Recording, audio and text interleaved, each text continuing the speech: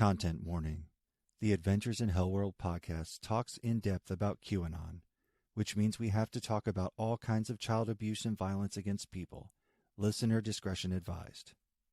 Hello, everybody. I am Mike Rains, a.k.a. Poker and Politics, and welcome to another episode of Adventures in HellwQrld. This week, I am joined, as always, by Haley, a.k.a. Arizona Right Watch. Hello. I'm here on time. Everything's going very smooth. I didn't say this line earlier, and we didn't have to re-record it. Hello, everybody. Good afternoon. Good evening. Good morning. All of those things. We're also joined by Mysterious L. My beautiful babies! It's spooky month. Yes. And in order to just terrify a lot of people, there's a chance that you, the listener, will be able to hear drilling in the distance. Sinister drilling. And that's on purpose, and not just because these people have literally chosen this moment to start their housework. I can't hear it, so the listener probably can't hear it. Nice. But... Well, just in case, listener, that drilling is on purpose. I'm in like a dentist office or whatever. It's all very spooky. I'm very spooky. The spooky L, as we like to call him in October. That's easy. It's his yearly name change from mysterious to spooky. Yeah, you can't spell Halloween without two L's. Exactly right. And the other one is my deranged killer twin. That is what it should be. We need to try to get into the horror genre for October. That's like where all the terrible movies try to like salvage themselves by being part of the season of spookiness. Yeah, bro, it seems real easy. I have a friend who's one of those like genuinely into Halloween, like really about that life and just like horror movies in general. And she's willing to swallow a lot of shit just because it's a horror movie. Like she watches a lot of stuff that's just like objectively terrible. The worst movies ever. Yeah, like you get a thing every once in a while. There's a thing that's like so bad that it's charming because they were obviously trying hard, and like it was just, you know, it's quirky because it was a lot of effort that amounted to not a very good product. But there's like heart to it. I'm just kidding. It's really bad. It's not good. Yeah, no, but it's so bad. It's awesome. Yeah, I mean, I've heard people say that about like the first Sharknado and stuff like that. And yeah, that rocks. But I just think those movies are just like they're just a little too commercially viable for the stuff I'm talking about. I'm talking like Toxic Avenger, you know. Now we're talking, but even that's getting like a big prestige reboot or whatever. So dumb. Anyway. Oh God, DJ Minimal Effort lives only to talk about the Toxic Avenger, like the greatest bit of cinema in that man's warped brain. It is. Yeah, because DJ Minimal Effort is like talking about he's a special chappy. Well, what's a horror movie you actually like? Oh, there are like a bunch of good ones. I mean, does it have to be a movie I like, or can it just be a movie that I appreciate? It doesn't fucking matter, man. Well, because like Hereditary, so that same person showed me Hereditary. She insisted that I needed to see Hereditary. In my opinion, Hereditary is a good movie. It's a very good movie with very good performances in it. But I wouldn't say that I was entertained watching it. So when people ask me if I like it, I'm just like, I respect it a lot. I really appreciate it. Like, but I was, you know, I came away from that movie thinking about it, but not really feeling entertained by it. And sometimes that's what I want horror to do. You know, I feel like psychological horror movies in general should probably do that. Like, you shouldn't come away from Silence of the Lambs just being like, damn, what a rollicking time that was, man. I'm fucking just out of my seat the whole way. It's like that means that you're too excited for psychological murder stuff. Too excited for it, man. Can't trust that. Big red flag right there. You're supposed to come out of it being just like, wow, that was grim and really well executed. Good for them. What a great flick. Yeah. Yeah. You're not supposed to be running around like Ric Flair afterwards. You're like whipping away their skin. There was a lot of convoluted stuff about sexuality and identity, and the guy was great. And then she shot him in the dark because it was cool. Yeah, so I really liked Hereditary, but because I wasn't entertained by Hereditary, I still haven't seen Midsommar. It was a lot of people say that Midsommar might be like better. And like I know exactly what the movie is, and I know exactly what the movie's gonna be. So just like, do I need to watch it? I'm willing to just give him credit on that one. Just be like, dude, it was great. I bet it was awesome. I bet the performance was great. I bet it was so well shot.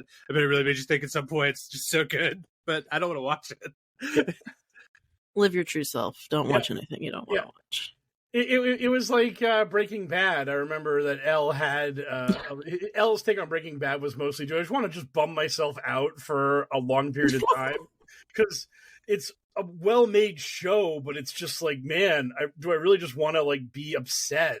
There's no real point to that. Yeah, it never started entertaining me. That's the show I have given the most number of shots. I've watched the first episode of Breaking Bad, like no joke, like probably around 10 times, and I've seen the next 2 episodes somewhere between like 2 and 3 times each piece, but I don't think I've ever seen the 4th episode of Breaking Bad. Like, it just never gets its hooks into me. Everyone's like, oh my god, timeless classic, what an incredible show, so good. I'm just like, I don't know, man, like, it seems fine. But you know, I'm super. I love that for you guys. I'm sure it's great. I'm giving you the credit, 100% credit. I'm sure it's a timeless classic. Here you go. Here's your credit. Timeless classic credit. Boom. Immortalized, like stamp of approval, sight unseen. Here it is. Boom. I love it. That's me and Curb Your Enthusiasm. I watch episodes of Curb. Absolutely not. That show just sucks. That show just sucks, and the people that like it have bad fucking taste. That's the way I feel. I just watch it, and I'm just like, how is this good? How can you enjoy this? And then I just see people on the internet who are just like, oh, another incredible episode of Curb. Oh, they just crushed it. Yeah, but Mike, did you know that Larry David was involved with Seinfeld? So how could you not appreciate his humor? Seinfeld was Seinfeld, dude. Oh, right. I don't know have you heard of a little show called Seinfeld, Mike? Show about nothing. Yeah, but also about everything. You get what I'm saying. Anyway, yeah. Seinfeld is fine. Yeah. Curb Your Enthusiasm sucks. Anyway, I'm going to start with it. Takes from L today. Oh, dude, my hot takes will keep coming if you let me. We haven't even started talking about It's Never Funny in Philadelphia, the world's most overrated comedy show in the history of all time. Oh, but yeah. I'm sure it's great. Timeless classic. Credit here. I don't want to talk to you about it. Danny DeVito, love him. Snap it off. Here you go. Nightman, Enemy of the Day Man. Here's your credit. So funny. just reference it at any moment, whenever you'd like. Here you go. Yeah. I lived through the Chappelle show. Are you days. an Office guy? You like deadpan humor where they just stare at the camera and they're like, no, I like 30 comedy. Rock because they wrote jokes into that show. That show was about jokes being delivered by comedians and not just a show where they were just like, all right, all of you, there's no script. You're in a room together. Act awkward. And you're awkward. And when you're not awkward, you're screaming. Awkward or screaming. And the camera will just sort of walk around and hover over you. It's like, okay, no, thank you. Yeah, I think my favorite sitcom of all time is 30 Rock. Interesting. Never. And I also really love Parks and Rec. I rarely watch television. I do respect what Seinfeld was doing. Seinfeld was super ahead of its time. It's hard to go back and appreciate it now because I wasn't like weekly on it back then, but I get it. You know, it's sort of like Bill Hicks. You're just like, you have to take something out of the time that you're absorbing it, which is now, and try to be like 30 years ago. How impressive would this have been? And just be like, well, holy shit. I mean, 30 years ago, that was like Vanilla Ice was popular. Like, this would have been like, holy shit. We're like, what is this? You know? So 30 years ago, Vanilla Ice was explaining how one extra little beat made his song not under pressure, and thusly it was totally okay. So, or for like a more in the pocket comparison, it's just like 30 years ago, it's just like, do I want to listen to Andrew Dice Clay or do I want to listen to Bill Hicks? And then, you know, coming back from it, like, if you were listening to that guy back then, you must have been like a time traveler because nobody fucks with Andrew Dice Clay and everybody pays lip service to Bill Hicks. So. Yeah. Oh, someone brought up that the "oh" in "You're Unbelievable" is actually from Andrew Dice Clay. That was like a sample of the Dice Man in that song, and I was just like, "That's great." I was like, "Wow, really?" I guess it's great. It's not quite as great as everybody discovering that actor from The Man from U.N.C.L.E. was responsible for fucking that Snoop Dogg beat or whatever. It's been going viral on TikTok recently. Man, the you know, we usually talk about an assortment of horse shit at the top of the show. I don't know what the fuck y'all talking about, so I'm just kind of like chilling here. Yeah. I can feel my eyes just like glazing over. I don't know your song references. I don't know your. You don't know references to songs or television. I don't know I do know the "You're Unbelievable" song, but I didn't know any of the names that you were just saying. I'm sorry. You don't know who Andrew Dice Clay is? Mm-mm. Well, then I rest my case. Yeah. I mean, the Bill Hicks thing, like, people barely knew who he was back then anyway, but the Dice Man was all over the place. Dice Man was playing Madison Square Garden. Yeah, Hickory dickory dock. Hey, yeah. do not look Don't care. look into the Dice Man. If you were a listener, that advice goes to you as well. Do not look into Andrew Dice Clay. No, Andrew Dice Clay was basically the original misogynist piece of shit. That was like that was his whole act was just going on stage and being like, "Broads, am I right?" in really vulgar terms. He was basically he was Andrew Tate a million years ago, only just even more ridiculous about it. He was also prototype the Jersey Shore. Like the way he dressed was like jean jacket, like bandana nonsense. This is stuff that like, you know, Jersey Shore people like just put on top of a body that was actually in shape like 10 or 15 years later, and everybody was into it. It's really funny. He was an absolute monster. And I actually saw someone saying that like he was like the proto like the origin of Donald Trump nowadays like started with Andrew Dice Clay and his audience back then. So it was like the fact that out of nowhere we organically got to the Dice Man today was wild because I've been reading way too much about him the last week. Well, our listeners are obviously going to clamor at the bit for more Dice Man content, and they're going to be like, "Hey, you need to make a bonus series about Andrew Dice Clay." And I'll be like, "You know what? Mike Raids really should do that." Yes, I'll get right on that. So, we ready for the boosh yet?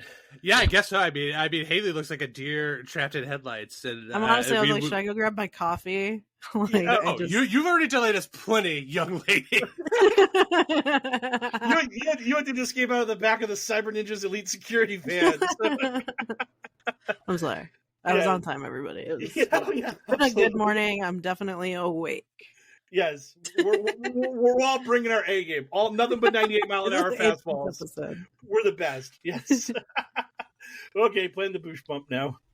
It's time for a light sampling of insanity. Get ready for the amuse-bouche.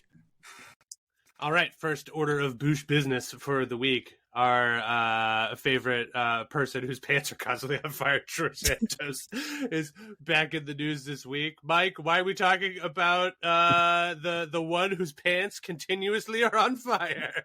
Our boy George Santos just got hit with 23 more indictments, most of which stems from him ripping off donors by using their information to like either charge their credit cards or to make accounts in their names and then spend money with them. So yeah, our boy Santos has decided that like the amount of crimes he did to get into office were not enough. He's going to do more crimes while in office. He's just going whole hog. Maybe Trump will pardon me when he wins in 2024, but whatever. Absolutely not. Donald Trump, who has no fucking idea who this guy is, right? Like, absolutely not. Even if they worked together personally in the same room for 6 years, Donald Trump would not know who this guy is anymore. He'd just think, who? Man, what was he buying? What was he buying with the credit cards? Do we know? I don't believe equipment. I hope, because that was still the greatest part about this guy was that he made like he looked like he was making like a real go of it as a drag queen in Brazil. Oh, that's right. Yeah. Where's that guy? Yeah. The charges pertain to fraudulent transactions by Santos where he stole other people's identities and made charges on his donors' credit cards about their authorization, lying to the Federal Elections Committee, and falsely inflated loans and contributions to create the illusion his campaign had raised more money than it had. So, yeah, he's just doing all the crimey shit. It is magical that this giant dum-dum is just capable of doing even more than we expected. And really, it's sad in a lot of ways that he's going to go down for really boring white-collar crime when the biggest crime that he committed was when he did that GoFundMe for some guy's dog that was dying and then stole the money. He just loves doing crimes. He just can't help it. He's just like you can. I love, like, my favorite part of it is like despite all of this stuff, he's still in the boosh because he's just so transparently guilty. The only reason we're still talking about it is because he's somehow still employed. You know what I mean? Like, it's because he's so shameless he won't resign, and the Republicans are so gutless, and so they only have a 4-seat majority in the House, so they don't want it to go down to 3 because, spoiler alert, he's in a Democrat district. The moment he leaves office, a Democrat will win the special election, and that will shave their majority down to 3 seats. So the Republicans need his vote, and he has no shame. So he's leaving only when his term is up, and that's just They're all it. criminals anyway. They're like, well, he's just kind of doing it a little bit too openly. Yes. You know, like, come on, guy, do it like we all do it. Yeah, but it used to be they would have to punish people who were doing it openly to try to like keep the illusion that politicians are still playing by the same rules as everybody else, going. But recently, like Donald Trump was the vampire who's just like, why do we have to hide from these stupid humans? We should just like take over the world or whatever. And then it turns out that it's just like, yeah, if that was an option, it would have happened before, idiot. Like we have to hide because there's way more of them than us. Yes. Yeah, so he can enjoy he's going to enjoy many more years in jail than he did in Congress as his mighty 2-year term of excellence comes to a close. He was seen in the hallways and press was going after him, asking him about the new indictments, and he claimed, quote, "I don't know what you're talking about," and just walked away. Just powered through it. Bold move. Yes. Strong. Powerful move. Oh, George Santos, the Giga Chad, as we like to call him around here. Totally. I mean, how could you be any Chadlier? The Republican Party, all men in the Republican Party are just the pinnacle of masculinity. But just look at them; it's so transparently obvious. Yeah. Mitch McConnell, Donald Trump, just absolutely bring these fucking high T motherfuckers. Certainly don't need to ever Photoshop their head onto a different body because they're already so physically fit and powerful. Yes, all of this is accurate. I love it. Like all the Republican Party wants somebody with 6-pack abs that like hates foreigners the way they do, and they will just vote them into office immediately. Like it again. I'm just like once again, my appeal is that the Republican Party in America just stops pretending, and you just make it a pageant. Just make it some sort of pageant, and then we'll figure out who your candidate is, and then the rest of us will keep trying to like govern with laws and stuff. Donald Trump actually had a speech earlier, I think it was this week or it was late last week, where he declared he has a better body than Joe Biden. He actually said that. He's like, between me and Joe Biden, I'm definitely in better shape. And it's... Did he say it with his, by citing his unblemished record of heterosexuality?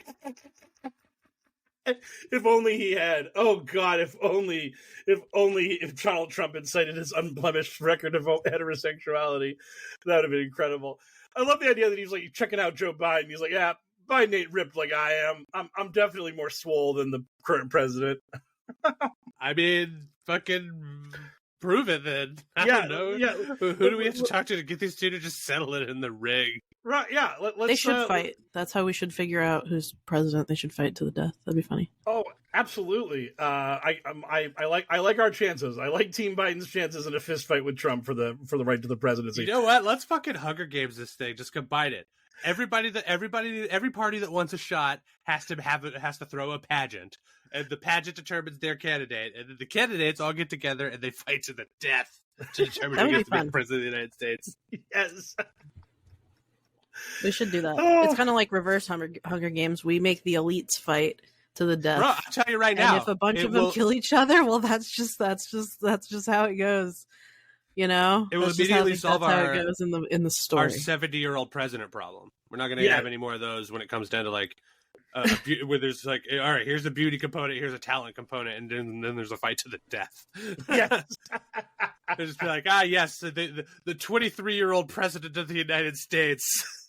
Yeah, exactly as the founders intended. That was unfortunately, the winner will be just incredibly bloodthirsty and probably reign with an iron fist.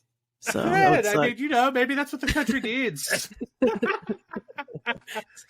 He just killed a bunch of people, and he signed up for it in the first place, which is a little weird. So. Yeah, but I mean, when you talk about his policy, I mean, we saw his policy when he ripped that guy's spine out of his body. He was just like, "Here's my policy, spine out." You know, it's like, yeah, you know what, spine out, motherfucker. Let's go, America. We used to be a spine out kind of country. Oh God, come and take it. It's a spine. Yes, dude, Mulan Lave's spine. We went after the Middle East spine pretty hard after 9/11. Tell you that much. Yeah, we're coming for that spine. Yeah. Oh, I mean, democracy. Sorry, did I say spine? I meant we're gonna instill some democracy forcibly. Democracy spines, freedom spines. That's what we're all about. It's time to free your spine from your body. Yo. Okay, that's enough talking about the obviously guilty on all accounts George Santos until we get another wave of indictments against him. Republicans keep looking the other way on for as long as they have to. Yeah. And we can move on to something that I don't know anything about. The Freedom Song. Haley seemed very excited about the Freedom Song, though. You haven't heard the Freedom Song? You haven't heard Michael Flynn's musical debut? I had to explain to you who Andrew Dice Clay was. You can't get mad at me for not having heard this Freedom Song. I'm sorry, you're correct. I am bad at things. You're not bad. I'm just saying that we're equally bad or equally not bad. Take your pick. I thought Mike would send it. Mike, have you listened to it? I definitely told you to listen to it. I listened to it because it was homework, but I wasn't going to torture Elle with 4 minutes of that horrible shit. What did you think of Michael Flynn's? 4 minutes? Don't these people know that TikTok exists? Your song is 90 seconds. Your song is 2 minutes, 30 seconds of that is outro. The last 40 seconds is them literally introducing every single person that was in the song. Yeah, so the Freedom Song is basically a right-wing grifter version of We Are the World, which, as Haley has brought up, features Michael Flynn as T-Pain. He is so ridiculously auto-tuned. It is T-Pain. It totally is. Everyone's a little bit T-Pain, but he's extra T-Pain. Oh, he's just all the way. He's just literally, they were asking, Michael Flynn, how T-Pain do you want to be? And he was like, the whole way. All the way, 10, 11. Yes, 11. Turn it to 11. Crank it. My natural singing voice is absolutely horrifying. Just turn me into a robot. That's what I'm here for. It was so bad. They had one guy who could kind of sing, and he carried the boatload. But then when they went to all the other grifters who have name value, oh God, the moment they got on the mic, it was just Robot City. It was just all day, every day Robot City. It was not even funny. Do you know Jimmy Levy? Oh, go ahead. So I was just about to say, we're talking about a horrible novelty song. Later on, we're going to be talking about Israel. I figured it out, guys. The secret clue for our episode this week is Gal Gadot. Gal Gadot is the secret clue. Yes. Pack it in, boys. It's over. Yeah. I figured it out. Yeah. Hey, apparently she's not being included in the DC reboot. Apparently James Gunn is just like, everybody's out now when we're recasting everyone. So did we finally get to the point where we can stop pretending like she's a good actress? Did that happen? I'm looking around to see if I'm about to get canceled. That's kind of, I think, the point of Hollywood. Can we do it? You pretty? Can we do it? Can we finally just be like, hey, that first Wonder Woman movie was okay? Is? No, Mike. No. The guy that was the main singer of this. No. He's like one of the MAGA singers, but he's more like religious. He's a interesting guy. So he was the head of this song. The We Are the World MAGA version. And it featured Forjadio Blow. Do you know Forjadio Blow? He's the MAGA rapper. Okay. Even I know about Forjadio Blow. Okay, yeah. He was in it too, singing.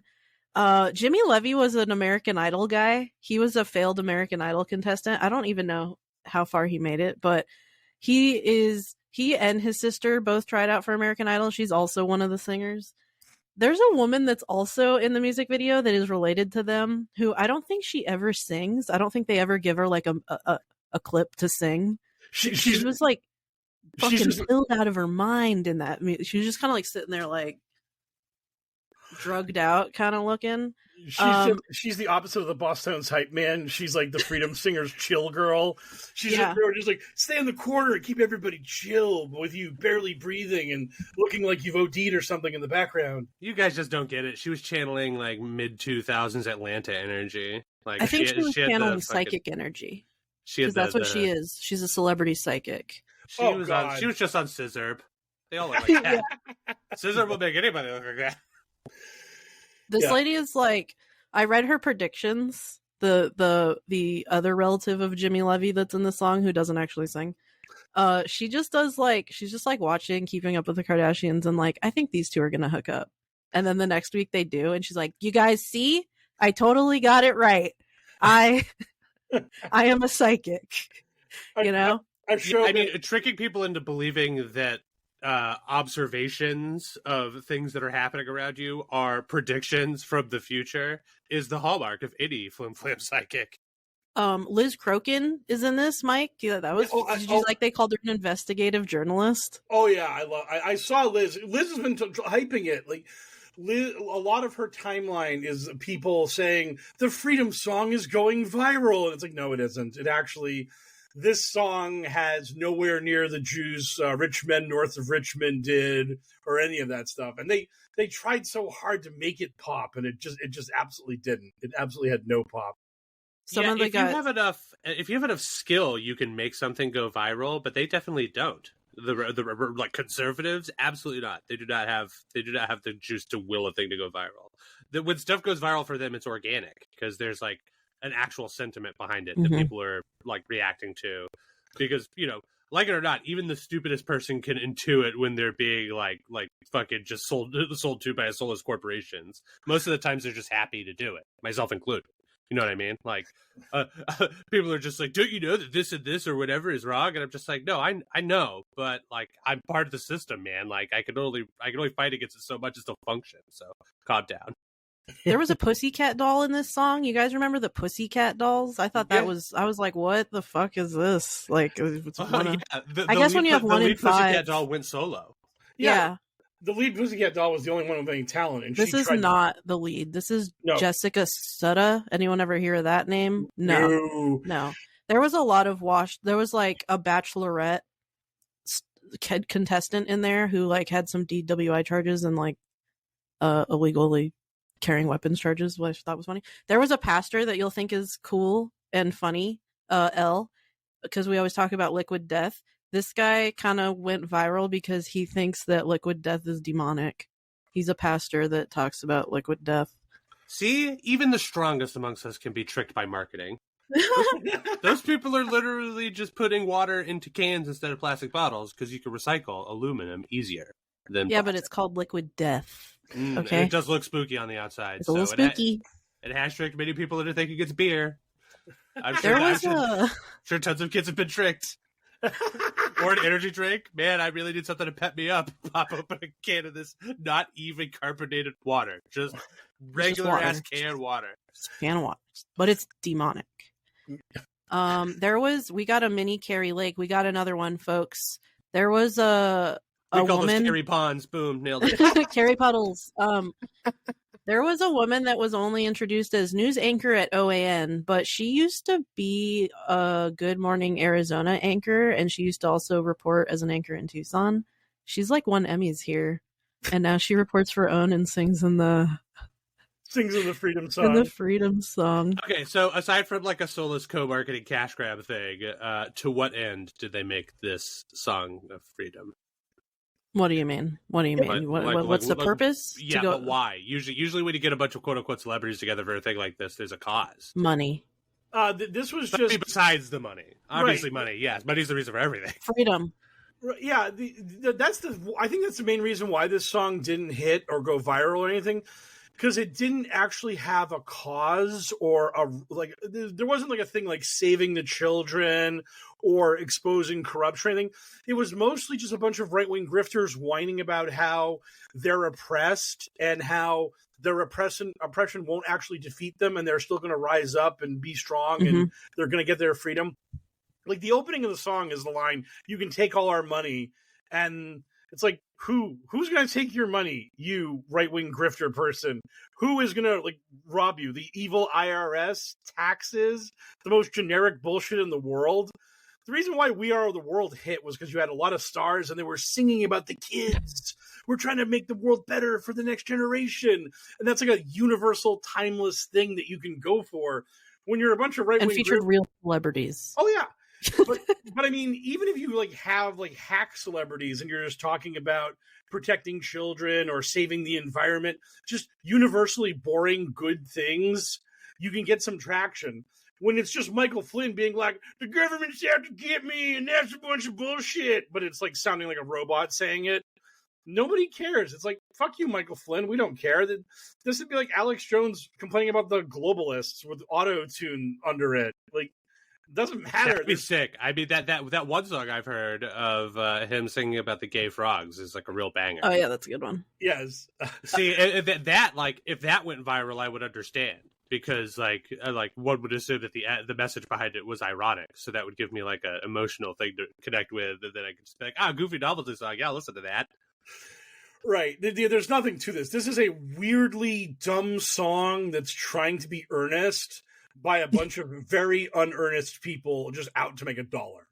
So the fact that they don't have an actual message and they're just whining in auto-tune, and they're all scum.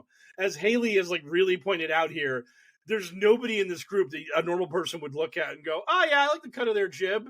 I can trust them." They're nobody who has DWI charges. You would let Forgiato Blow babysit your 15-year-old daughter or whatever. You're totally cool with that. I love Pussycat Doll number 5.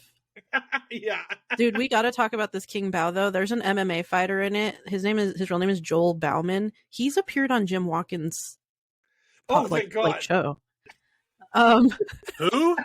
Sorry, I know who Jim Watkins is, but he just doesn't do anything. So. Oh, I'm sorry. It's just like, I thought that was hilarious. Like, why is this guy on Jim Watkins' show? But he appeared after he gave this like post-win speech where he called out Jimmy Kimmel, and he was like, viral video this, Jimmy Kimmel. He's like, I fight to eradicate childhood malnutrition from the planet. And until they release the Epstein flight logs, you, the mainstream media and Hollywood, you're all pedophiles to me. Eat a fucking dick. That was what he said. That was what he said as his post speech, and then his post win interview was with Jim Watkins. I was like, damn, this guy is like, super pilled. Well, the problem is that the problem for him is there's a lot of guys that are in the UFC that are in the highest levels of MMA who are also pilled. They're pilled as fuck. So when you're a low-level MMA fighter and you're doing that shit, it just doesn't carry the same weight. Like Jorge Masvidal is one of the biggest MMA fighters around. He just retired recently, and Masvidal was like posting like the QAnon hashtag. That guy was like fucking nuts, and he was cutting campaign ads for DeSantis' re-election in Florida. They had Jorge Masvidal like on campaign ads going, like he's like wearing the octagon, the UFC gloves, throwing little punches at the camera, and he's like George. He's just like Ron DeSantis fights for Florida the way I fought in the cage. It's like, by losing and getting your ass kicked a lot, maybe. Yeah, that sounds right. But wow, burn, sick burn. Yeah, I mean, you get a bunch of guys on the quest to get high tea together in a room, and you're gonna get a couple of conservative nut bars. It's just the way that's gonna shake up. Yeah, it turns out that there's a weird link between testosterone and a lot of destructive behavior and thinking. It's so weird. Anyway, don't let's listen not to talk the about song. that. Anybody? Just no. Hard pass. The song is dog shit. It's bad. Moving on. Yeah, I wish I had a better, more current song about freedom to direct you to, but I don't, unfortunately. Find your best classic old song about freedom.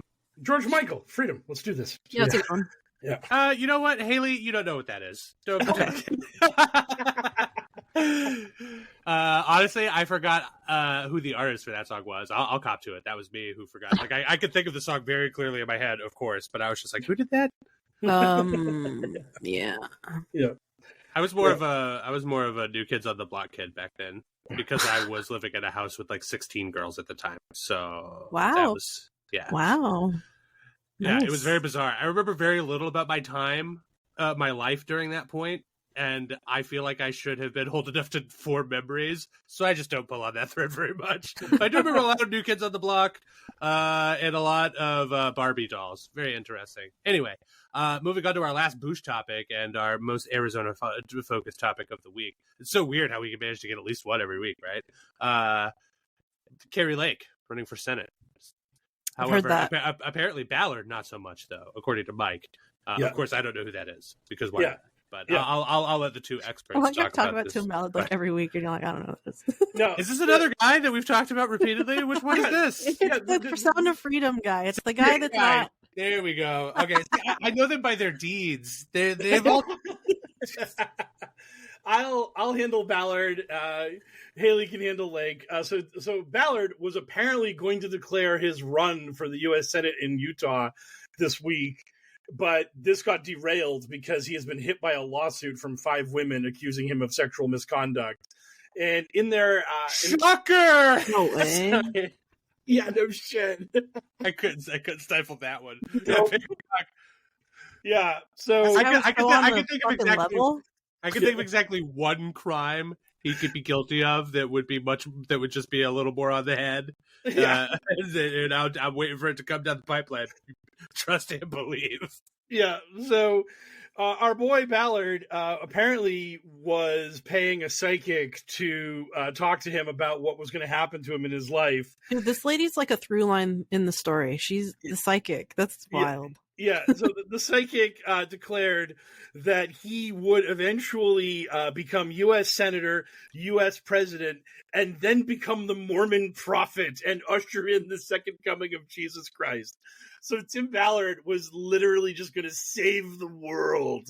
Can you imagine how on the hook somebody has to be for you as a flim-flam psychic to be taking swings like that? Yeah, what's the psychic's name? We should find her. We should find her and be like, do you know what you've done? Like, they would have to be the most susceptible rube you've ever encountered. You just be like, I think you're gonna be a senator. And I think you're like, gonna rule the fucking world. I always saw myself in political office. That makes so much sense. But is that where my ambition is? And it's just like, wait a minute. No, I'm getting something else. You're gonna be the president. Congratulations. You're gonna get there. And he's just like, but I feel like I could be doing more. Just like, oh my God, you're gonna be Emperor of the First Galactic American Space Fleet? She's floating. yeah. Yeah, it's just. Oh my God, you're gonna be king. You're gonna be the president. Yeah, you're gonna be president. Back, baby, and you're him. Oh. And the whole time he's just like You're right, I am gonna be president. You're so fucking right. rifling through a huge wad of hundreds, just counting it out. She's like, that works every time. She didn't know what she did. Just pilled the wrong man on. Little does she know, she's creating an inevitable conflict in the year 2043 when all these people show up to the same place in Utah to battle it out to see who really is the Mormon God King. Just all the women she's predicted. Yeah, that'd be hilarious. That would be funny. They're all just like, I'm destined to be the one. I've trained my whole life for this moment. No, I'm the one. I trained my whole life for this moment. Where are you, Moroni? Show yourself, Moroni. Validate me. Prove that I am your chosen. This has already been an incredibly bizarre episode of the show. Yes, but thankfully, this show got what it wanted, which is a reference to Moroni, which is what we need. Put it up on the board. We got that. White Claw and Moroni. We got them. Yeah, yes. It's our two favorite things. I mean, the two best ways to spruce up your summer party. Yes. How's that for a marketing opportunity? That'll just be our shirt, Moroni holding up 2 White Claws. Or Yes. two liquid deaths. I'm picturing the commercial now. It's just one of those like camera panning over like a party of people like hanging out in a backyard by a pool, like, you know, various ethnicities. Everyone's represented, but everyone's beautiful. No fat people. Get them out of here. Yeah, gross. Yuck. Ugh. Ugh. Get out of here. And then all of a sudden, like, it's just like the camera just turns over. And then like everyone's just like, Moroni. Moroni's there with 2 cases of White Claw. Just like the 2 best things you need for a party. Boom. Big horrible wings, fucking eyeballs in him and shit. Hey, it's accurate. You have to have the eyeballs and the wings. That's what Moroni looks like. Anyway, back to the American Senate race. Yes. Carrie Lake's in it. We finished on Ballard's psychosis. So Carrie Lake has jumped in the ring in Arizona. So what do you got for us on that front, Haley? She's in it, and she's in it to win it. But she's not going to win it. and she got in Gallego's face at the airport. They had a little dust up. Oh, that was so silly. Her team tried to like kind of hype that up a little bit, and then it was like everyone was just like, "You look goofy, lady." I think a lot of people here are just tired of her. I keep like scrolling through comments locally on just like kind of mainstream news, and everyone's like, "Can this bitch go away?" Yeah, so I don't think she's gonna do too well in the actual general, but she'll win the primary. Sheriff Lamb is struggling, man. That guy is. He's literally. Yeah, he was just exposed for taking funds from the commissary at the jail that he, he's a sheriff, and he was using that to buy guns. which I thought was interesting because he's been having these. I'm not saying it's connected. I'm not saying that these raffles were the guns that he bought dubiously through the commissary, but he has been auctioning off a lot of guns in his like race to be like, hey, I need money. I'm auctioning off this gun. Yeah, sometimes you have extra guns. Sometimes you just have a fucking ton of guns. Dude, show me a crime, No crime here. This is Arizona. Guns, miscellaneous crimes. Guns. He's gonna not do well. But the McCain Republicans are really struggling because they're like, we fucking hate Kerry and we don't want Kerry. Some of them like Lamb, but I think they understand he's a little kooky too. If you know him, he's quite. Well, here's my biggest Kerry Lake pilled similarly. My biggest problem with Lake, like politically, is that the people that she's thrown in with are not it seems like they're very unlikely to tolerate her for too long because she made her bones being hot, and now she's getting older and they don't think she's hot anymore. She's doing the MILF thing. But Republicans don't want MILFs. Republicans, some all men do. I speak as one of them. I have always been a fan of the older women, still am to this day. She's doing the mom thing. Every speech, she's like, as a mother of two, she does that every speech. You can't do that and also do the Trump sycophant thing, because Trump does not want a mommy. Trump wants a doll. Trump wants a porn star. And so, like, the rest of her, so she's just like, hey, I am former hot, now Trump sycophant. And I don't think the base is going to care about her for that long because they're just like, well, Trump doesn't care about you because you're not hot anymore. And if you're a sycophant to somebody who doesn't care about you, then why do I care about you? He endorsed her last night at her announcement. Or was it last night or Monday? It was one. He just appeared by video. He appeared as like a Wizard of Oz type figure, just a big head. Yes, on the monitor. It was really bizarre. Yeah, his giant floating head was behind Kerry Lake going, I endorse Kerry Lake for Senate. Which one was she again? She's the annoying one, right? She used to be vacuum bitch. Okay, she's the hot one. She's the one that vacuumed my floor the one time. I liked that. She needs to shut up, though. That's literally what he probably said. She vacuumed the carpet that was on top of dirt. That was the weirdest thing in the world. That was the dustiest rally I'd ever been to, and it's like, lady, you're not vacuuming anything.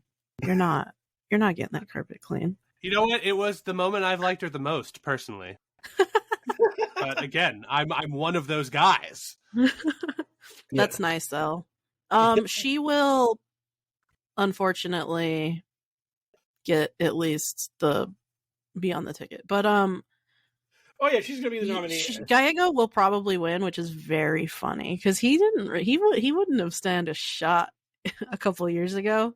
They think he's like progressive, like the Republicans think they think he's like AOC too, which is very funny because he's very much not. He's very much not.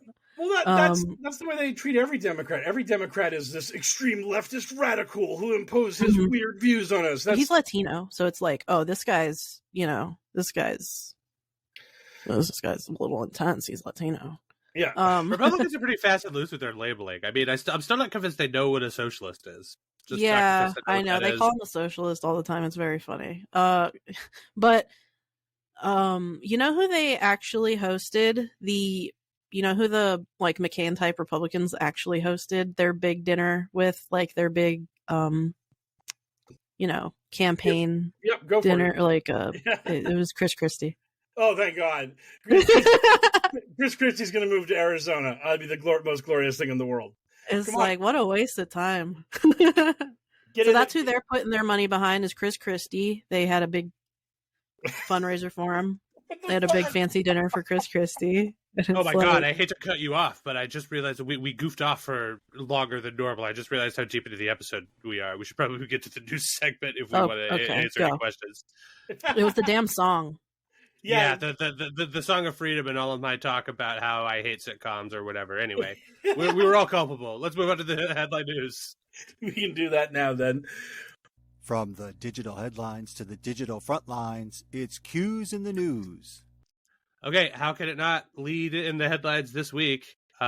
Israel was attacked by Hamas, operating out of Palestine, of course, and in response has declared full-blown war on Hamas, and that has suddenly thrown the world into yet another throw of global destabilization all of a sudden. Pretty sweet. Everybody loves a nice war in the Middle East to kick some shit off.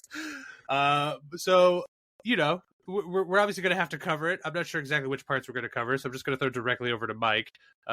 Mike, what are we discussing in regards to the Israel v. Hamas war that doesn't have a catchy name yet?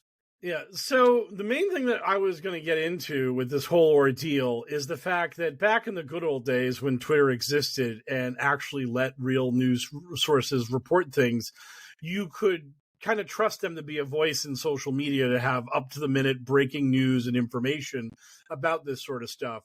But then our boy Remember Elon... Arab Spring? Man, yeah. So springy, so good. Right.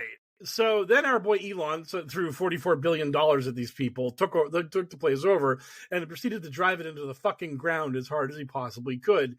So now, being on Twitter means you are being subjected to all kinds of disinformation and misinformation about what is going on in the war at all times. It's pretty bad. Yeah, it's the absolute worst. So while we're dealing with all this bullshit about what's going on, people are frantically trying to find out, like, where do I go and what do I look at in order to get real news? And our boy Elon decided that, I'm going to throw a couple names out there. And the two of the names he threw out there was War Monitor and OSINT Defender.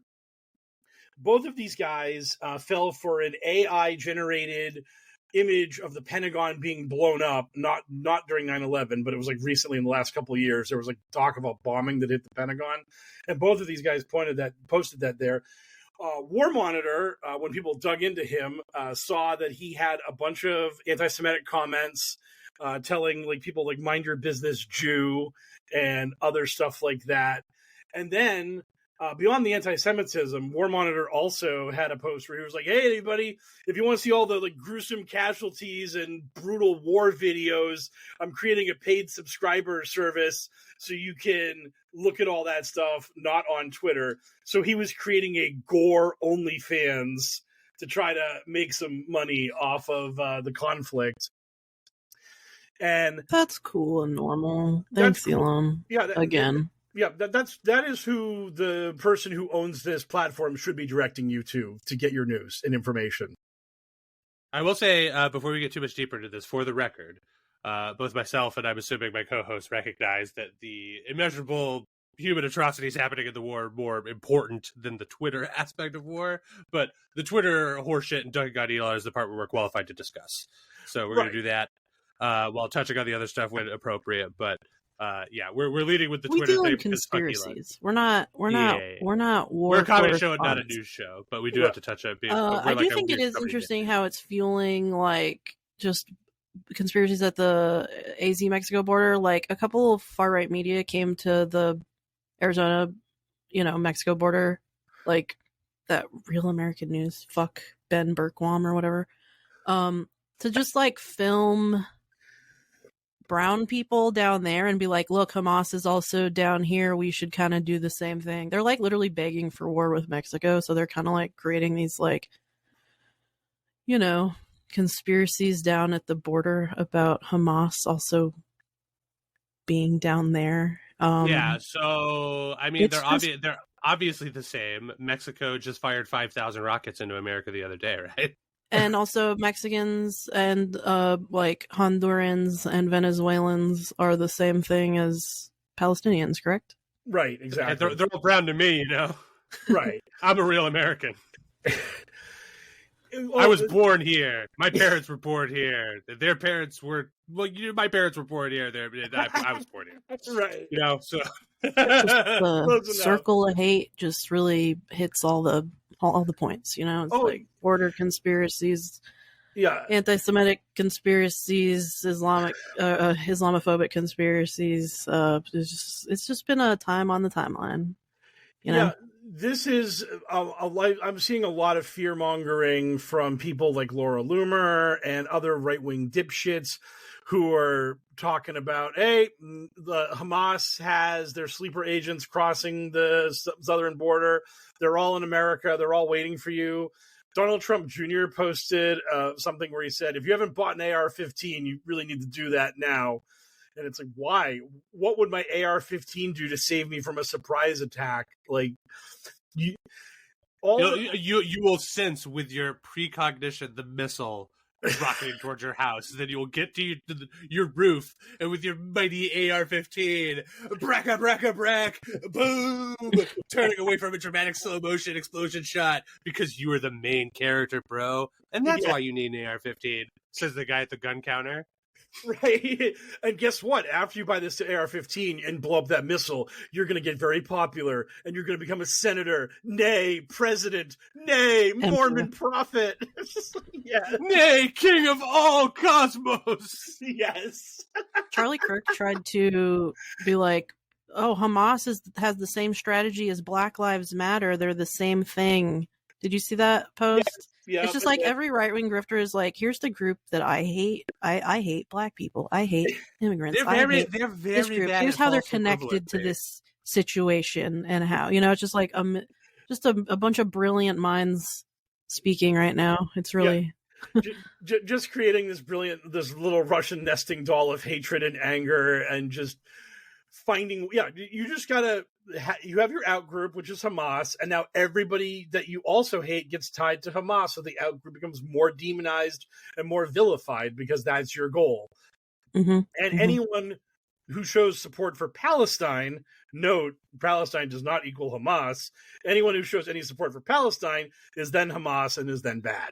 And that's just how this works, because this is the goal of these people, is to create that just dichotomy of, if you are not 100% against everyone that I'm against, you are a terrorist. That is the goal of this messaging.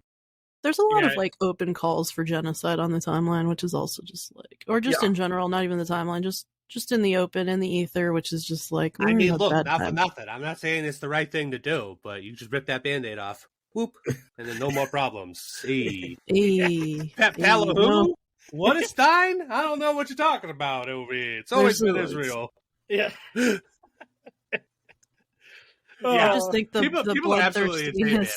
People are crazy. People are like fucking. It's always like the same, like, this is the same song and dance we've been doing for 60 years or 80 years or whatever with this shit. Like, it's just like, every time anything like this comes up, a lot of hot opinions start flying around. People's tongues just start waggling in their head. And it used to be that was only contained to the people that you could get with an earshot to.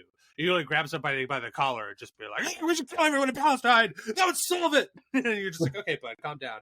Or maybe you had access to like a newspaper and they would print your article or whatever. Now, anyone can reach everyone thanks to Twitter. And Elon Musk is the guy who's in charge of that now. And there used to be like filters in place to prevent anybody from like inflaming too hard or spreading too much misinformation. And there were like checks and balances in place. But Elon Musk is riding that fucking rocket into the ground. He can't wait. Oh, yeah. If you're a blue check mark, you can just lie your ass off about what's going on and get engagement. And then Elon will cut you a check for lying. Like, we're now actually actively monetizing disinformation on Twitter.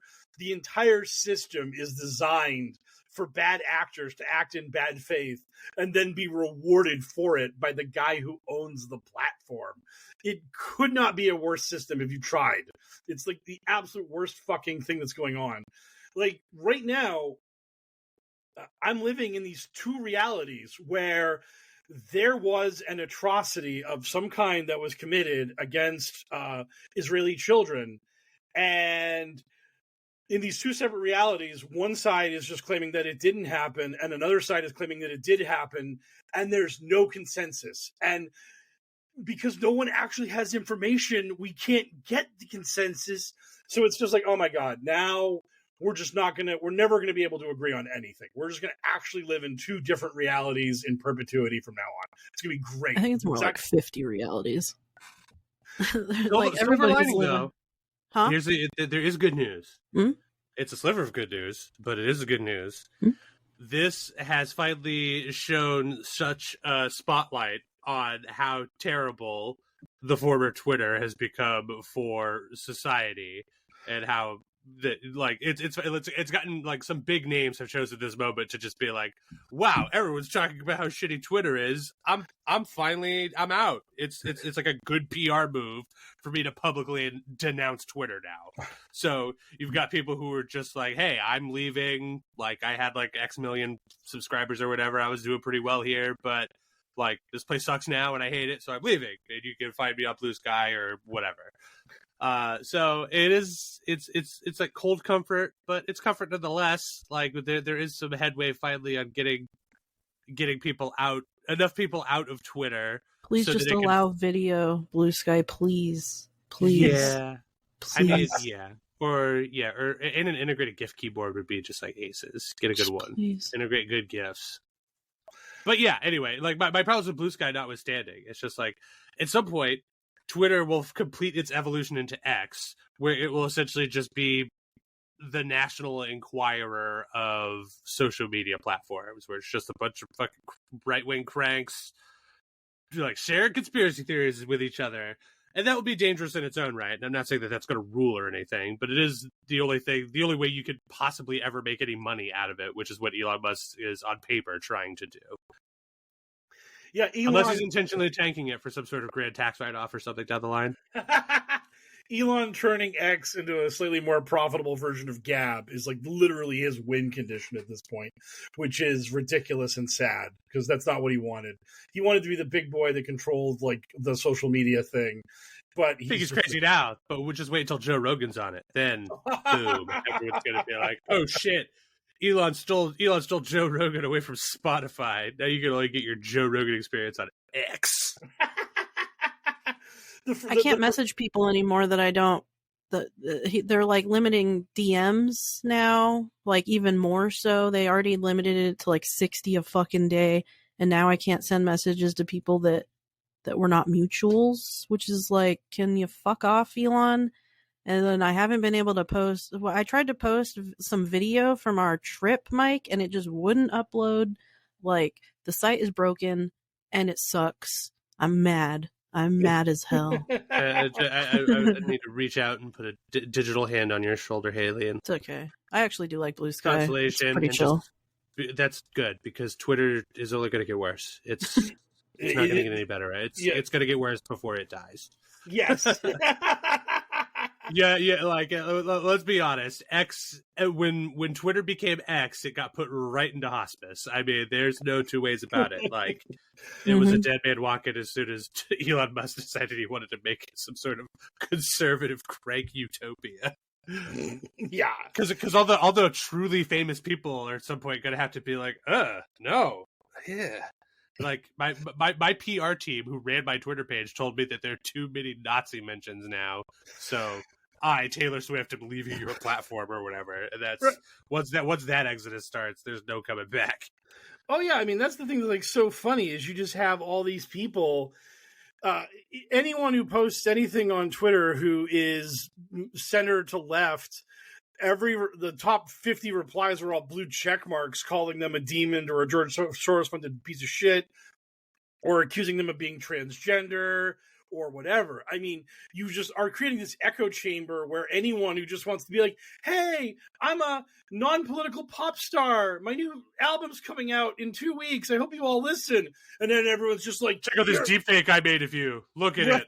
Right, yeah. Yes. There's no longer any moderation, so I used an AI tool to put you into porn. Look at it. Yes, exactly. I pay for this blue check mark, so you have to see it. Yeah. You have to scroll for a while to get to a real fan. Yes, exactly. Yeah, you're gonna. Or it's a lot of just bots. I'm filled with bots right now because I'm not really on there anymore. So all my mentions right now is just like bots. That can't be true. Elon hated bots. That was why he bought it. He bought Twitter to get rid of the bots. Remember? I heard that. He said it. Elon said it. He said it. Why isn't he doing it? We loved you, Elon. I just love that. Like, Loser. Fuck that guy. Almost all the people that I follow that have like solid follower account, if you click on the see more replies, they almost always have one or two porn bots who are like, "Would you smash?" Like, warning, nudity. It's just... And the answer is always yes. Those porn bots are never posting like, here's a naked and just obvious uggo. It just like no. It looks like Toxie from the Toxic Avenger. There we go. We're referencing that one again. Nope, it's always some hot chick who wants you to go to her OnlyFans, and yeah, it's so funny. And their names are always the same, but like now one letter's changed because like yesterday it was Roxy, today it's Rosie. Tomorrow it'll be Roxy with two eyes. It just never ends. It's just this endless parade. And you know what? This didn't exist before Elon bought the site. I didn't have all of my counterpoint. There are no bots on Twitter. I mean X, and X is just filled with beautiful, sex-positive women. Yes, who just want you to go to their OnlyFans, and they just want to know if you would smash. Would you smash? Would you smash? That's totally authentic poll. I'm just asking. It's market testing. Would you smash? Yes. It's so ridiculous. It's so weird. The feedback is in, and we're doing great. 100% yes. So weird. Yeah.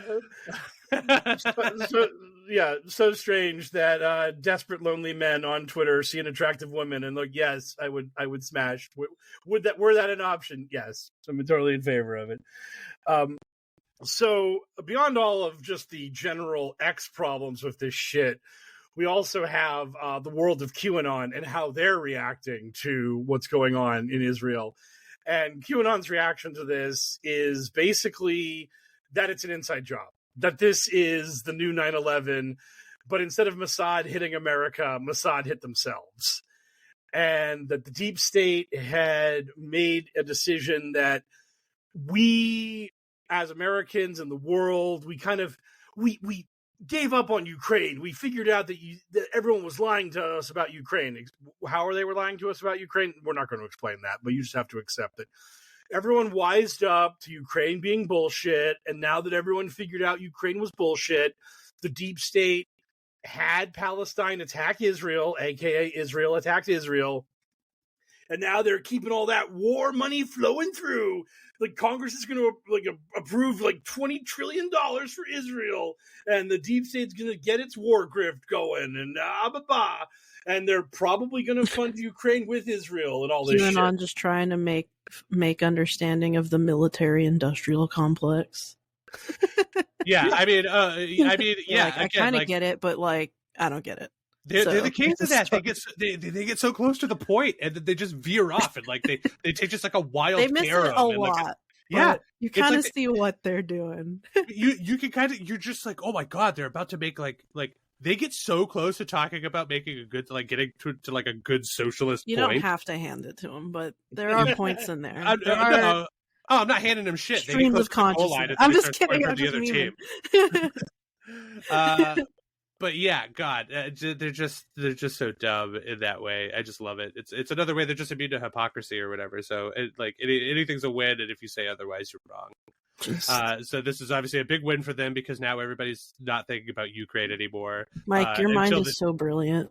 Yeah, Mike, you're really secret. You know, I hadn't actually thought about it very much until we were recording this, but big loser in this is Ukraine. I mean, don't get me wrong. Obviously, the big losers, the people getting killed currently in the conflict, but the people who are about to be genocided, probably. Yeah, but the next loser is the folks in Ukraine who are also in the process of fighting off their genocide or whatever, because it's going to be hard for Ukraine to get a headline for a while this is going on, and on top of the fact, at least 2 weeks. I'm just kidding. We're already like cutting their funding and shit because our government can't get its act together. So it's just like, don't worry, Ukraine. I haven't forgotten about you. Oh God, Illuminati Bot posted a thing where it was like masks followed by Ukraine, followed by Israel, because that's like, and I made fun of it, and so is everybody else. It's just this thing where the right-wing conspiracy theorists just think that the news in linear time is a plot to trick us, that we sheeple need a new current thing to invest in. And it's like, no, it's just news. It's just how news happens. There is usually a current thing going on. And if nothing else like takes its place, that remains the current thing for a time. That's just life, you fucking morons. Well, Mike, the alternative is that after thousands of years of evolving society, we haven't gotten our shit together to the point where there's not some new horrible thing happening every week that can get covered by the news. And that certainly can't be true. We've had a long time to figure out civilization, and it's perfect. So there is no way that there's some horrible atrocity happening, probably at any given moment, on the planet of the Earth. You can't do that. That would be crazy. It would boggle the mind to think about that. Exactly. That would make you question a lot of stuff about your moral character and where your funds go, specifically your tax money. And if you thought about that, it might make you too liberal. So we don't think. We think about how great war is because jets look cool. Yeah. And it makes you tough. Oh, it does make you look tough, and you got to be tough. Oh, we're weakness is a sign of weakness. I don't know. Exactly. I've always said that. Oh, man. Yeah. So now this whole thing, and the other thing that QAnon loves to talk about in this thing is how this is a distraction to divide us, mostly because of the fact that, guess what? A lot of people had very strong opinions about Israel and Palestine before this happened, and those opinions are going to come out while this is happening. So, yeah, sorry, everybody, but that's the way it's going to be. And the idea that the deep state's causing this division and blah, blah, blah, it's like, well, that's what we call religion. That's what we call the in-group and the out-group, and it's been going on in humanity since we started being like since we started building cities and stuff. Once we started domesticating animals and growing crops, there was me and my animals and my crops, and then there was you and your animals and your crops, and you were bad and I was good. And then we threw in religion, and you had a big scary guy in the sky, and so did I, and one of us had to have a stronger guy in the sky, so we had to tussle to determine who that was. This is just humanity. It's not George Soros. It's not Bill Gates. It's not the American military-industrial complex. This is just shit that's been going on for forever. But QAnon are the guys who are able to see through it all, and they know what's really going on. And it's like, no, you're really not. You're just this same bunch of chuckle fucks everybody else is. You're just mad that your boy isn't the president right now. And, oh man, I saw like one post where like world wars are raging everywhere. Imagine this. Trump wins in 2024 and then immediately peace is declared everywhere. Wouldn't that trigger the Great Awakening? And it's like, yeah, if that fucking happened, but spoiler alert, Donald Trump winning the election is not going to make peace happen everywhere. When he gets into office, peace won't happen everywhere. He's not the king of earth as much as you wish. Oh yeah, you know that Donald Trump with a wave of his hand is going to solve that fucking thousands of years of religious conflict.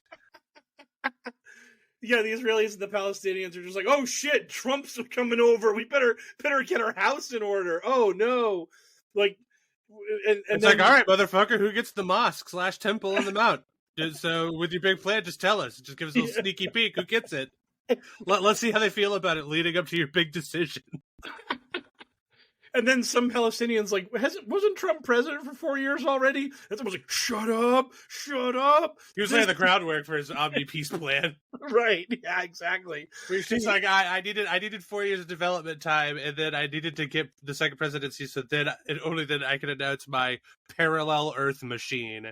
That's right. We invented a machine that will create a parallel Earth, but with no people on it, and we can populate it however we want, all new borders, I'll do everything. Everybody gets their own thing, far away from everybody. So good.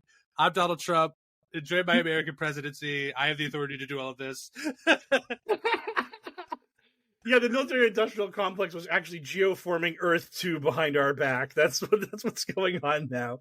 That's what Space Force is doing. That's the ultimate white hat plan. We all just get to we get to take a mulligan on this planet and start on a new one. It'll be great. It's going to work out incredible.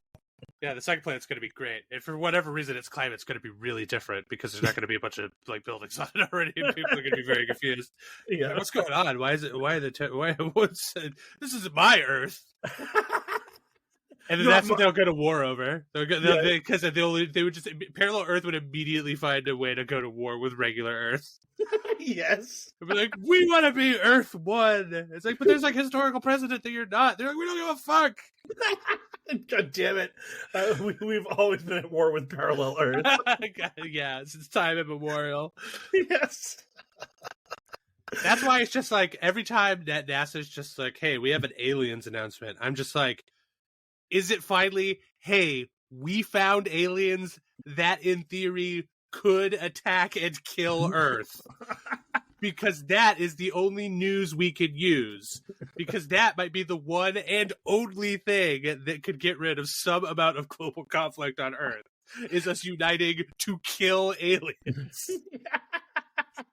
The day we finally unite to fight the squid, that is the day we're looking for. I mean, that's it. So until NASA tells us the squid is coming, we don't care. Ozymandias was right. Yes, exactly. There you go. There's your reference, nerds. All right, Yeah. do we want to do some mailbag to keep it a little light and fluffy here going out? That does sound like a plan. Our listeners got questions. We got answers. It's time for Q&A. Eric Craves Brains says, it's been a week since the emergency alert system test. How are you guys adjusting to your new lives as zombies? Tired as usual. I lost my sense of smell weirdly, but I was assured they assured me that was only a symptom of the test, and it could be nothing else. So I continued my normal business and breathed on a lot of people. It was great. Yes. Breathed on people, coughed on them, licked a bunch of doorknobs, all that good stuff. Fuck the doorknob, straight to the source. Just licked a bunch of people. Did we Like, edit out my scream? Did we just leave our screams in? We left our screams in. Okay, cool. So we have no more listeners. We have Eric. Thanks, Eric. We love Eric. Eric, boom. Our target. This one's for you, last listener. Eric. Well, I posted it. The title of the episode, I stated that the emergency test happened in the middle of the pod. I did make it clear that we were going to be turned into zombies at some point. Content warning. We screamed. I screamed. Yes, loud. Yes. Content warning. Don't drag me into your horse shit. I was fine. In fact, mine came in late. I was properly prepared for it. Yeah. L got the 220. Me and Haley got the 218. That was horse shit. Oh yeah, and QAnon immediately ran to Q drop 218, and then they ran and then that wasn't saucy enough, so they military timed it to Q drop 1418, and then they tried to find some sauce there. It was great. And then they squared it, and then they have that, and then they doubled divided that. it. Yeah. Oh yeah. Well, if the number you get is wrong, think mirror. Just reverse the number. So if Q drop 218 is not good enough, try Q drop 812. I mean, oh right, Alice and Wonderland. I remember. Yes. I'm enjoying my life as a zombie because it means I no longer have to care about things like sports ball. That means when I watch the Patriots lose 500-0 every fucking week, no longer does it hurt my soul because I don't have one because I'm a zombie. So yeah, man. As a former Patriots fan myself, the Patriots are dead to us. It's time to go to greener pastures. I lived in Kansas City for a while, so thankfully I get to root for the Chiefs. I just get to slide right back into the besties. Yes.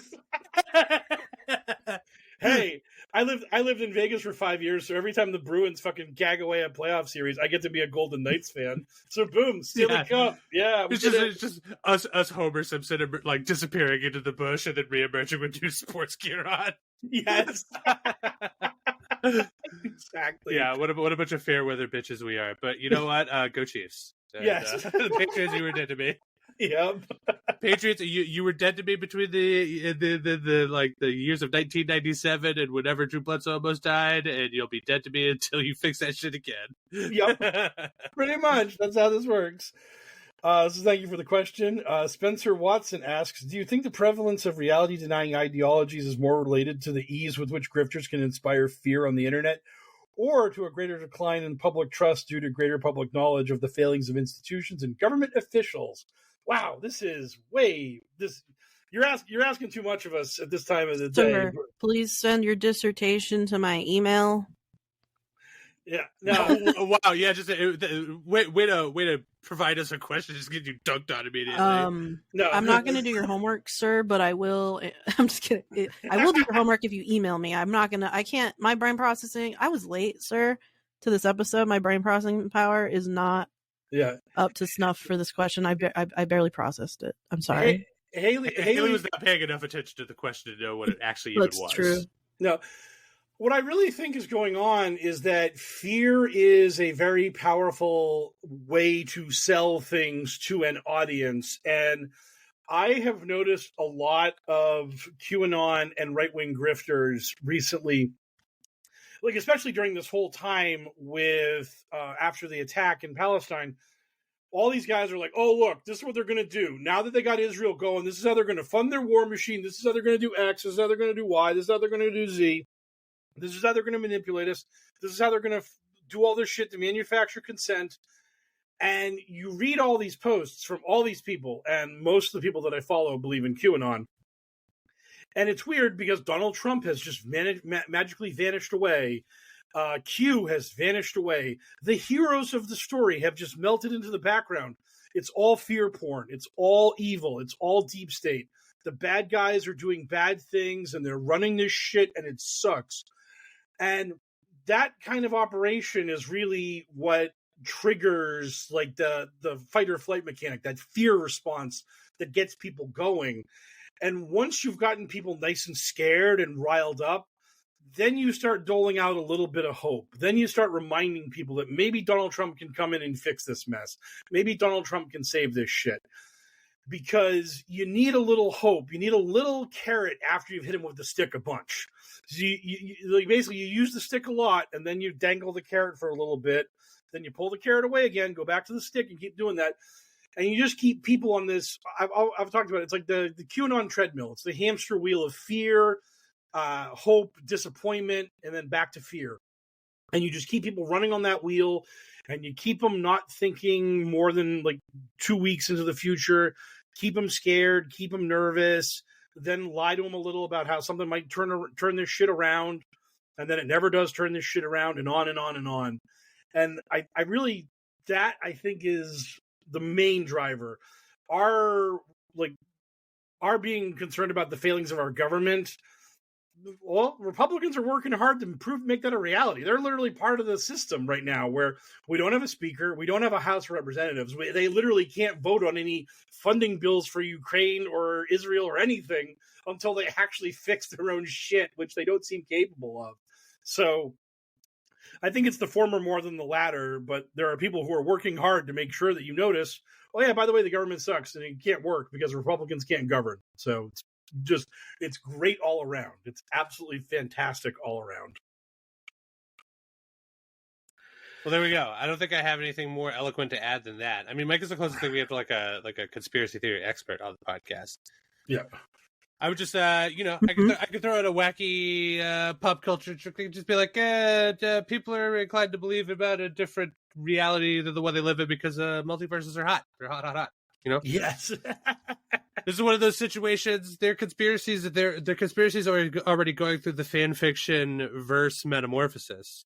I don't know if you guys are super familiar with this, but so what's happening is that there's this fan fiction going on. In this case, it's QAnon, and they're pulling in franchises from other stuff because they're not making any money off of it technically, so they could just steal from whatever fucking thing they want. So, and then over the course of doing that, at some point, you get enough eyes on this verse that's created because it's a fucking soup of a bunch of stuff that nerds like, that it becomes more popular than a lot of the individual stuff that it's from. So then you get fans that are fans of a character or fans of an aspect of a cult in this kind, or conspiracy theory in this case, who they've come to it from the verse. Like they only know it through that filter. Like, oh shit, you're telling me JFK is still alive? What? That is wild. But I never would have gotten there if I had never heard about these Kennedys that you speak of through the QAnon verse. And the internet is doing that to a lot of media. In fact, the internet and fucking franchise culture and shit is doing that to a lot of media across the board. But I'm sure you don't need me to tell you any more about that. Oh, no, Homelander's the good guy, right? Ellipsis. I mean, it's just... I mean, dude, there are a bunch of people who obviously unironically think that Homelander is the good guy in that show. I don't even watch the fucking show, and I know that guy is not the fucking good guy. Yeah. I've picked up enough from memes to get that he is not the fucking good guy. Like, what? I love the thing is media analysis. The people that suck in that show are the people that think he's the good guy, and the show is about presenting to us the fact that they're wrong for thinking that he's great.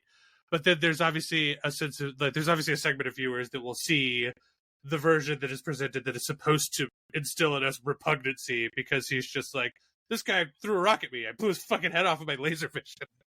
And they're like, fuck yeah, man. That guy, why throw a rock, you know? It's just like, all right, fair enough. You're just not going to be able to make a show for that person unless, like, that's who the Punisher's for, you know? It's just like, you crossed me. Now you and everyone you know and everyone you'll ever know and everyone that's ever been is going to die. Okay, cool.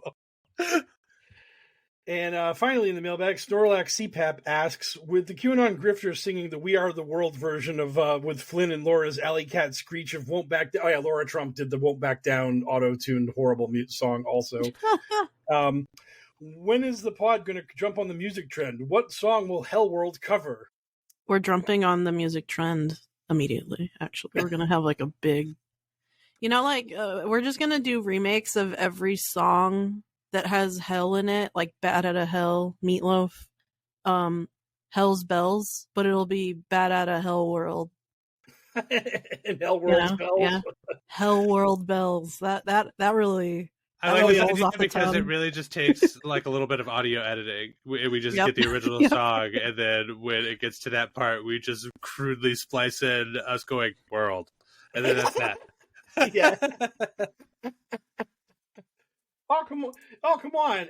Elle's gonna set up pipes on him. You can much like the Freedom Song. You can do 80% of the heavy lifting, and then me and Haley can come in aggressively auto-tuned for like our tiny bits. Me and Haley can sound like Mr. and Mrs. Robot as we attempt to T-Pain our way through the tiny things that Elle thinks we could maybe barely handle. We need to do it. We need to do something K-pop.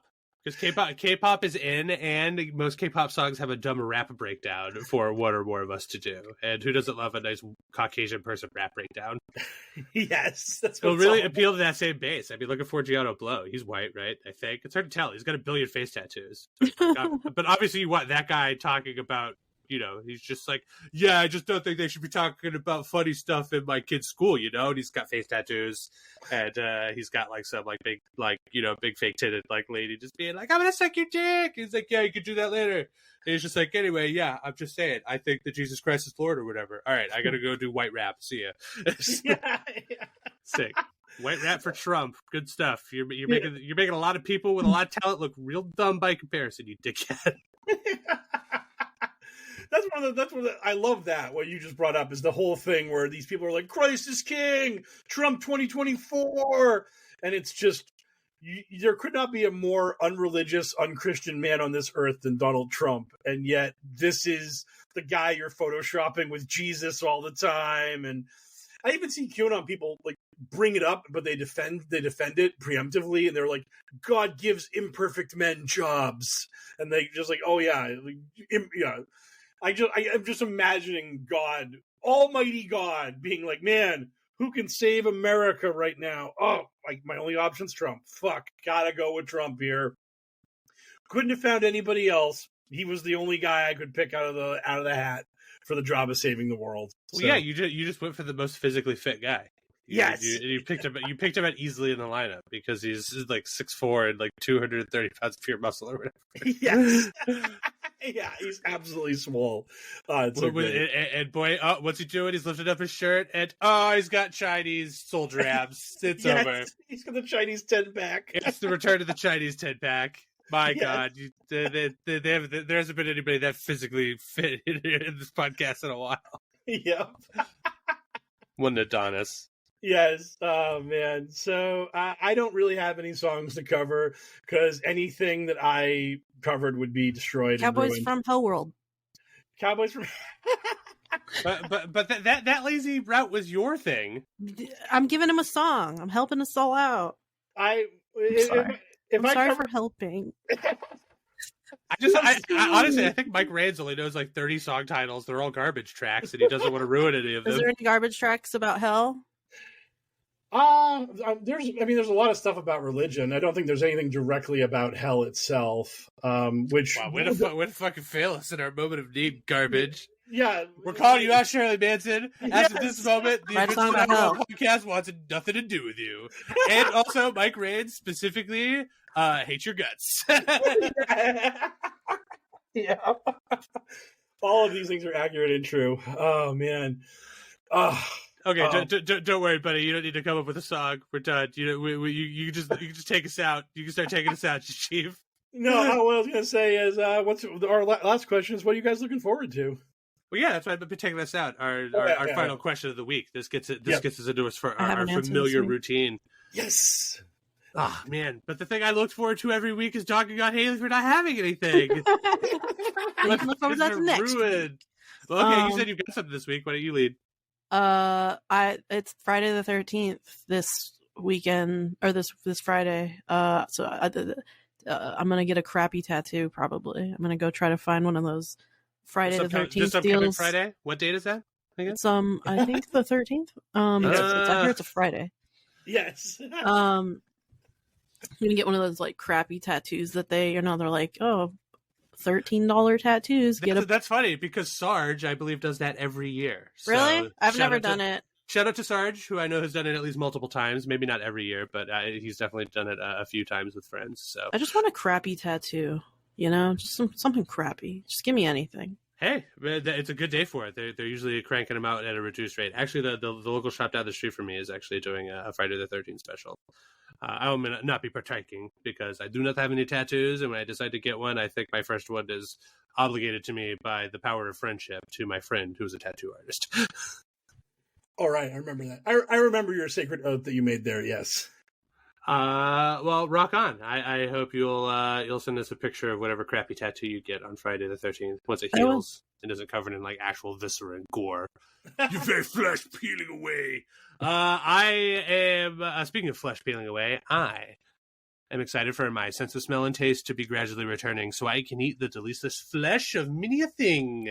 As I said, when we were discussing this earlier, I slammed a nice big steak and cheese to inaugurate my sense of smell returning, and that trend is going to continue on my day off, which I will be celebrating after I'm done recording. I'm going to get gluttonous on purpose and play some video games. It's going to be great. Just a nice, simple, being a fat. Love it.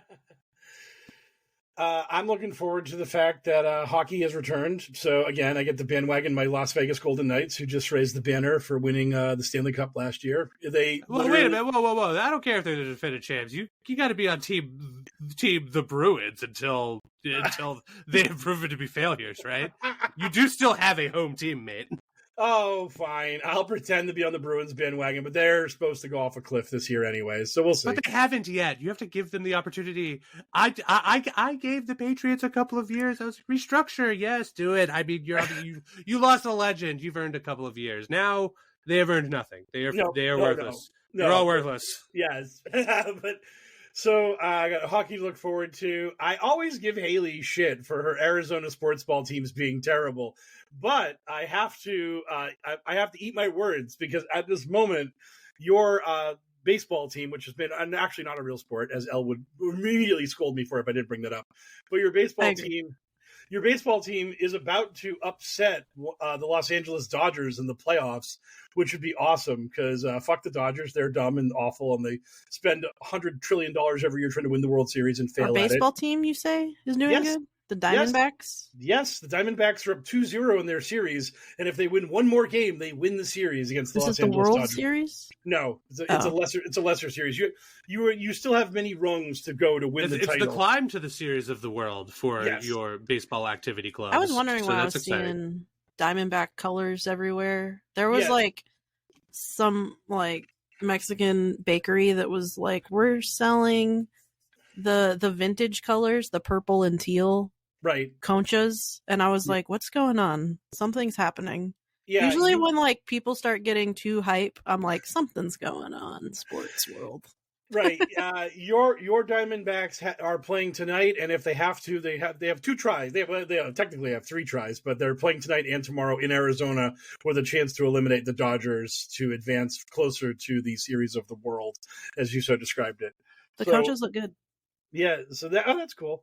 So good luck on that. The Dodgers are awful, and I hate them. So seeing them lose would make me laugh, especially because literally I've spent like Haley's entire duration on this podcast giving her shit about her sports ball teams, and then immediately an Arizona team rises out of the muck and starts dominating, while every Boston sports ball team is dog shit. Well, yeah, because Haley was obviously seething with rage over the fact that her precious sports teams that she's super invested in. Obviously, you could just tell by looking at her and all of her sports accoutrements.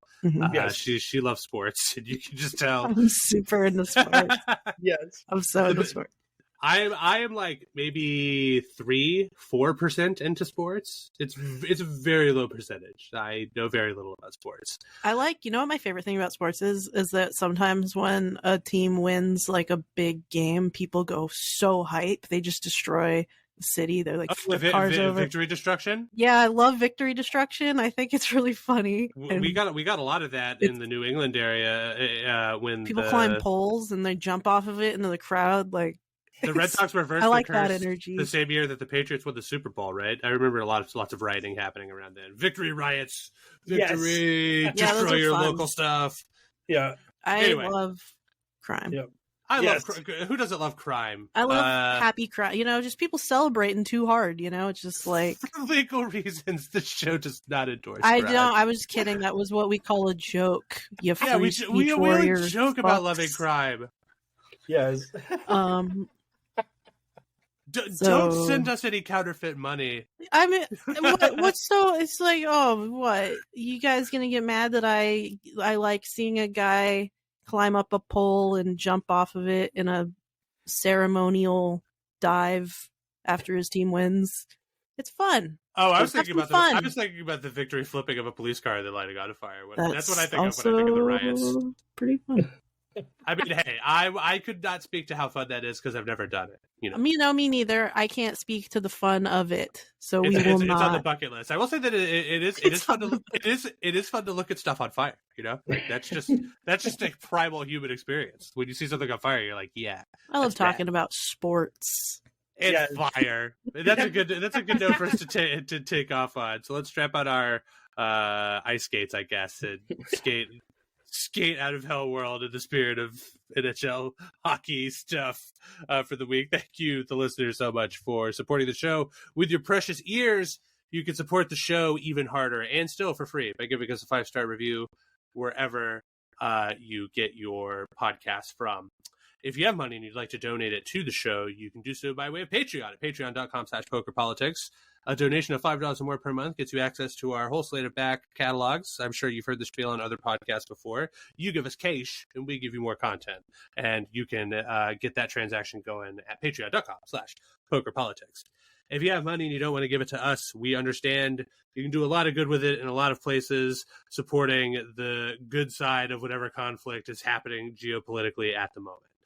But if you want a specific direction to point it to that has no outside of the United States political ramifications, you can do so by giving it to love146.org.